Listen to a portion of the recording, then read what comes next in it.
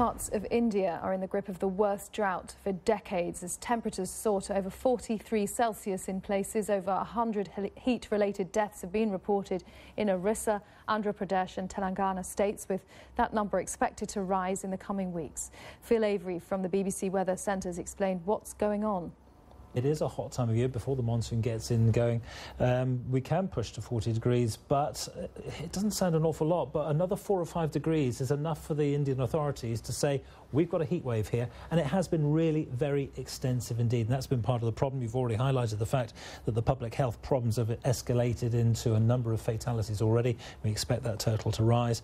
And as we stand, the warnings about the heat wave extend all the way from the northwestern states over to Bihar in the central northern parts, right down the spine of India, and then right down to Tamil Nadu in the south. So we're not just an isolated pocket. It's causing huge problems as well. It is causing problems. It's not unprecedented. If we were doing this piece a year ago, I'm afraid the death toll in that particular heat wave would have been some 2,500. Of course, we're not quite out of the woods just yet. As I say, the heat profile at the moment, 40 degrees quite widely. Some of these locations that we're talking about should be around about sort of, for example, Cuttack, should be about 37 degrees. So if I show you 42, that doesn't make you go, wow, as a journalist, but they've been at 42 degrees for a number of days. And here's the rub, there is no real relief by night either. Some of the nighttime minimum temperatures are in the high 20s, so 28 to 29. So people who don't have access necessarily to chilled water and to air conditioning are having to endure this day after day after day. And what is the outlook, Phil?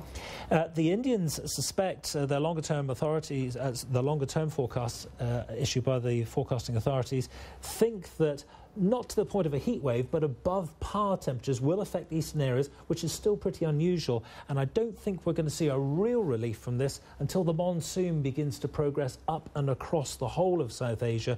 That doesn't start in a standard year until the 1st of June in the very far south.